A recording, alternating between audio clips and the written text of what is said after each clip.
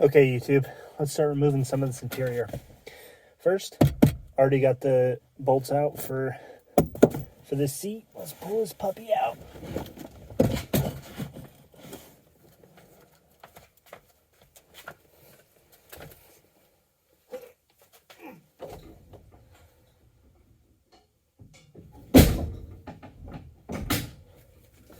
That I just put on the roof rack because I'm running out of space. Now let's remove this little guy.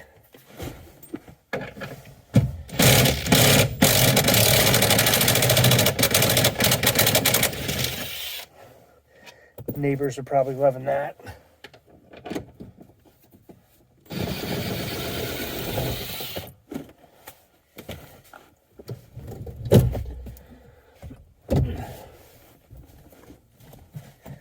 After this, the next step would be the carpet.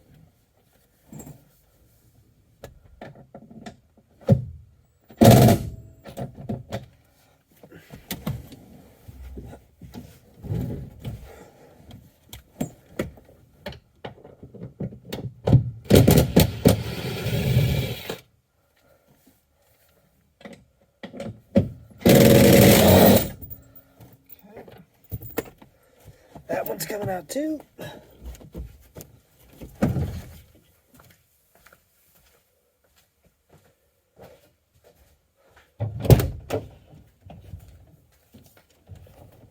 First remove the headrest, that'll be a lot easier. Hold it up.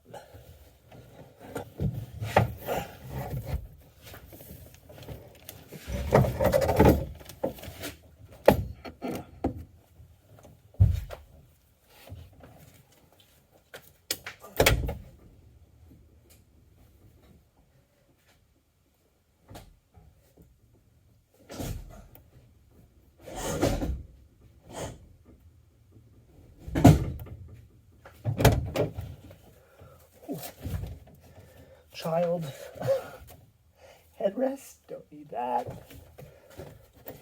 Okay, now you can remove the seats here to make it a little bit easier. In the back, which I probably will end up doing, but first I need to grab all these bolts and screws.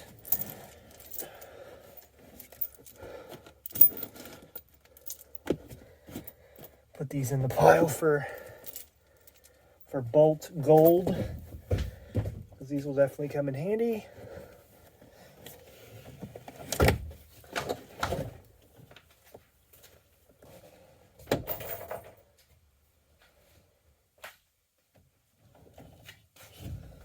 Okay, let's remove that back seat.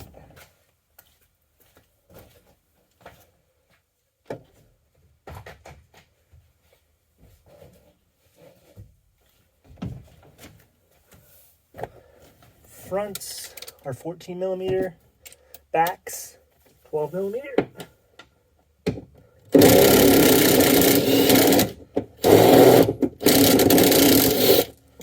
Okay.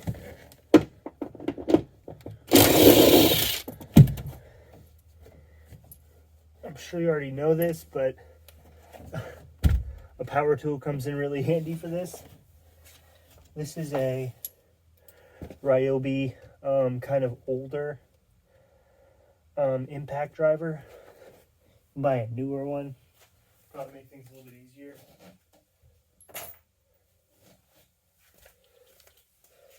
Let's remove this seat. Just kind of pops up. There's a latch in the back that holds it. And then push the seat belts through the holes.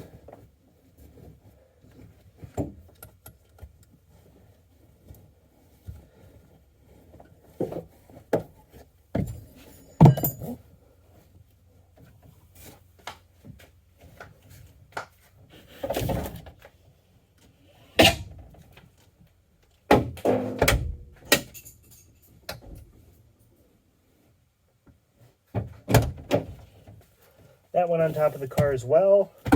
Really running low on space. Let's clean this puppy up a little bit more. See if I have anything that I missed. So once I pull the carpet out, a lot of things are gonna obviously be taken up with that. So.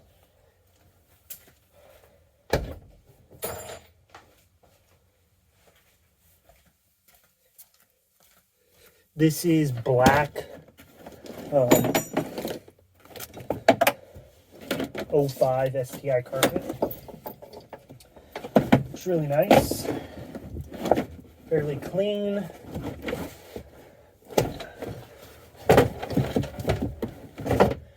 Once we get this, underneath here is obviously where all the more wiring and lines for the fuel and brakes are.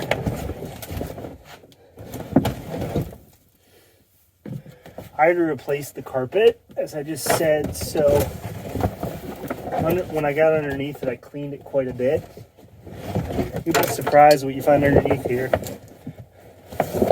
Probably at least a couple dollars worth of change.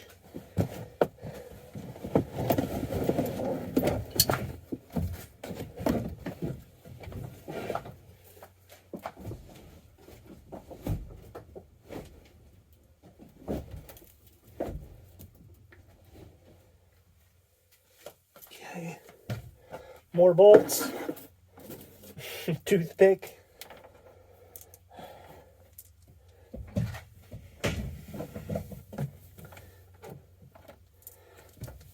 I put some coal in here, and the reason being is because the carpet had been sitting outside, and the person I bought it from, I got it cheap for like 20 bucks. They had left it outside and spilled transmission fluid on it. And transmission fluid is a really hard smell to get out, like 75, weight 90. It really lingers. So coal actually absorbs scent like that. So I put some underneath to kind of where it was only a few spots, but it helped quite a bit in absorbing those odors. So it's kind of a tip there.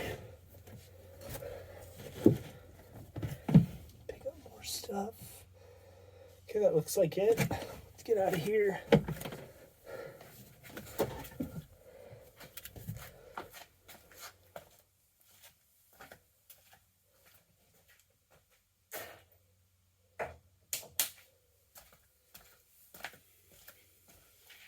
Okay, so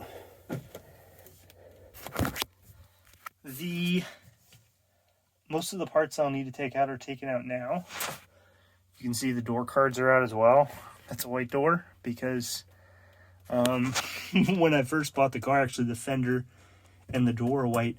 When I first bought the car, I had it in my driveway and I let the e-brake down, walked away for a second, and the door actually hit the garage. It bent forward, so destroying the fender and the door. So I actually picked this up for cheap for 20 bucks for both.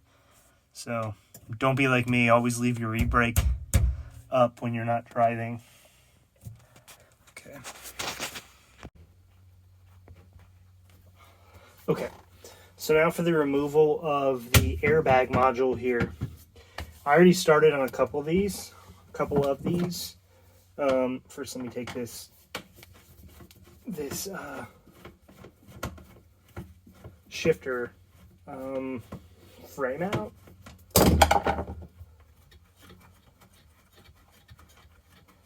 I can show you exactly how to do that.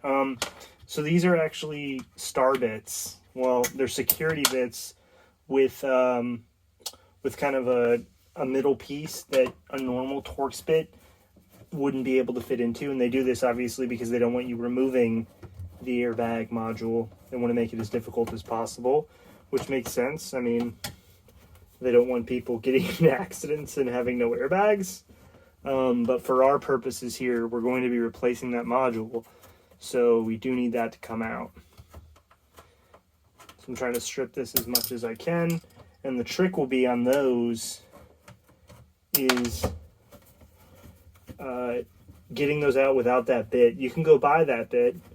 I think it's like I want to say a Torx 30 security bit. So it's going to have the bit's going to have a little hole in the middle of it. but otherwise look like a normal Torx bit.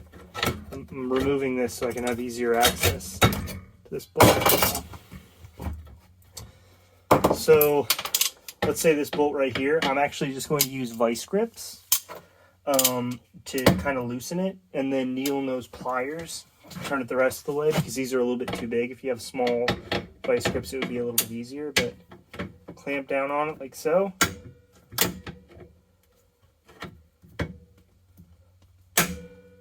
And then turn it to loosen it. Just get it pretty loose. You can see I already removed these two using this method. So now I'm going to use the needle nose. You can see it turning. It's a lot easier to do with the needle nose than it is to do with the vice grips. I mean, unless you have smaller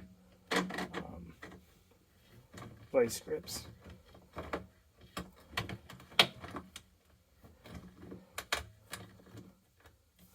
Careful too, this is like brass, so it's very malleable. You can bend it pretty easy. That's a good thing, because we want to like kind of square it off. Almost out. This is tedious, but in my opinion it's better than spending the money on this Torx bit. With just what the tools I have. There you go. That one's out. This one I already loosened with the vice grips, so it should be good to use just these right now.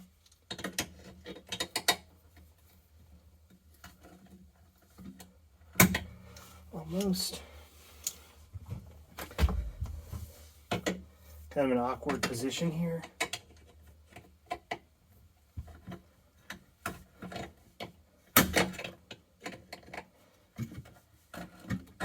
If I had smaller vice grips, this would work a lot better, but I don't. That's probably better to invest in than the Torx bit, because you do smaller vice grips a whole lot more than you would, you know, a 35 Torx, 35 security bit.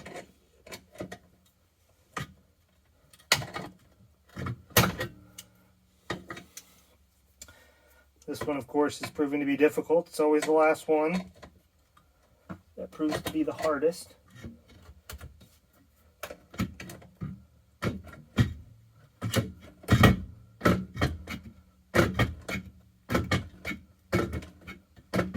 Now we got a rhythm.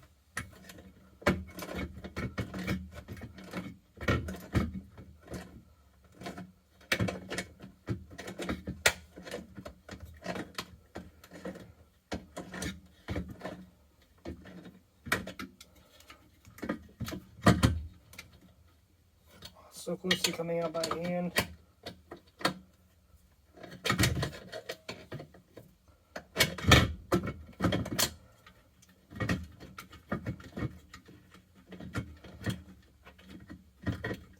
The other thing you can do with these, if you have a cutting wheel, which I don't yet, I'm going to buy one because I'm going to need one over here, but you can actually just slice right here. Just one line down, and you can make it usable with just a flathead screwdriver or a flat bit. But now this is ready to come out.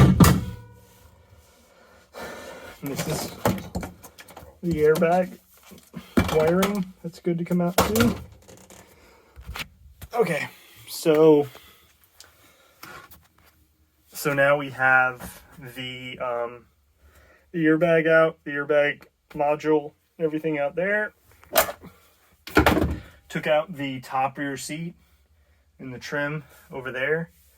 I guess the last thing I can do is take out the ECU here. Obviously we're not going to need that, so let me get the camera set up for that. That's not a good spot. There we go. That should work nicely. Okay. So these are just going to be 10mm bolts.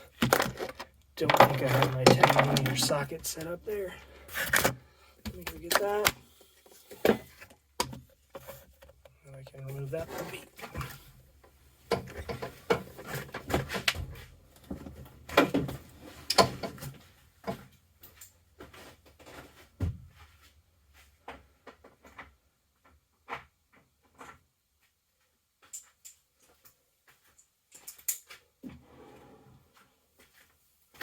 Okay, got what we need here. Just put these puppies.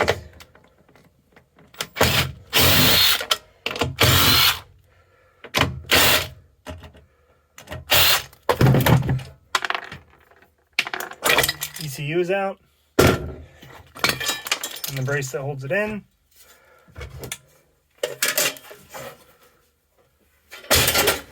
That goes in the no thank you pile. You can remove this deadening, but I won't do that yet. Okay, so this is the interior as it stands now. You can see pretty well stripped.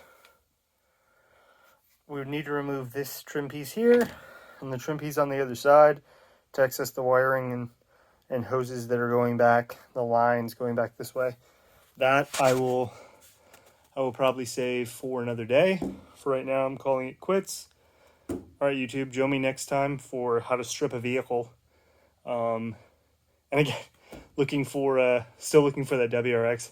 I found a few auctions that I think I could get one from. So hopefully in the next couple weeks I'll have one. But definitely I'll post a video on that. Thanks.